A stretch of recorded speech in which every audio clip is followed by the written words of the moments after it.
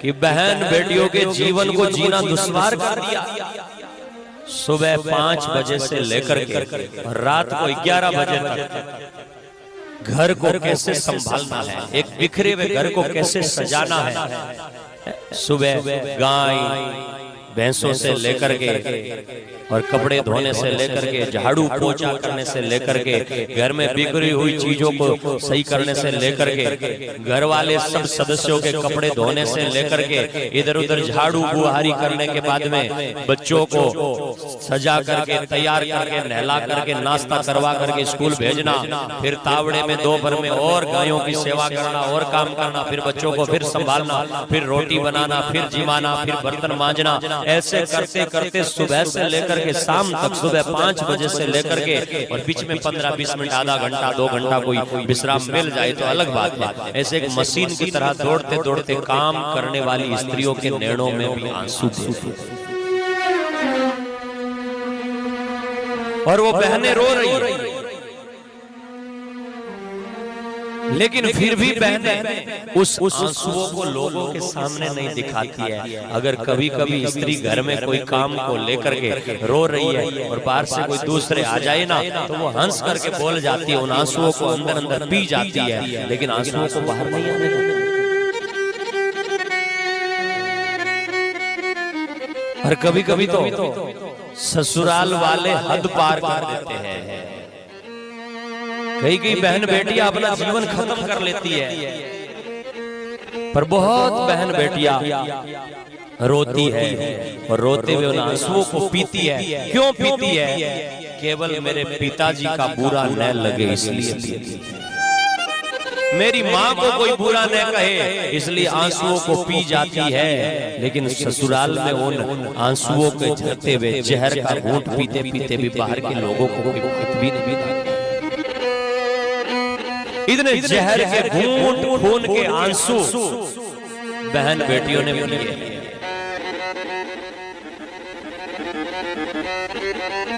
और हमने इनको कितना परेशान किया है, बहनों को जानते हो, पुरुष प्रधान समाज रहा था। अभी तो फिर भी वो छोटी उम्र में पनाने वाली प्रथा थोड़ी कम पड़ी, लेकिन पहले जब ये जितनी हमारी माताएं बेटी है, शायद नानी उम्र में ब्याह कर दिया होगा, और नानी उम्र में ब्याह करने के बाद में सामने वाला घर कैसा होगा। अरे आज के बच्चों को देखो, हम जब किसी शहर में जाते हैं तो किराए का मकान लेते हैं जिसमें महीना 2 महीना 5 महीना या साल 2 साल रहना होता है, तो 10 बार घर को देखते हैं, सुविधा क्या है देखते हैं। लेकिन जब बहन को छोटी उम्र में पढ़ा दिया तो किन झोंपड़ों में रहना होगा, किन घरों में रहने होगा, मेरा पति कैसा होगा, देवर कैसा होगा, जेठ कैसा होगा, ससुर कैसा होगा, कुछ भी समझे बिना नानी उम्र में जब पढ़ाते हैं तो छोटी सी उम्र परनाइयो बाबोसा कियो कई थारो में कसूर बाबोसा कियो कई थारो में कसूर। नानी उम्र में आंसू लेकर घर से विदा ले, और जब बेटी घर से निकलती है तो आपने भी अपनी बेटियों को विदा किया होगा।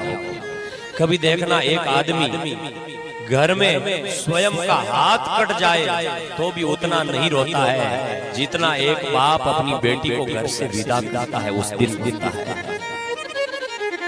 क्योंकि नानी सी बेटी, मैं तो पिताजी थारे खून तेरी कबड़ेली, मैं तो पिताजी थारे खून तेरी कबड़ेली, जठ टोड़ो टुड़ जावारे पिताजी थारो कियो कई मैं तो कसूर।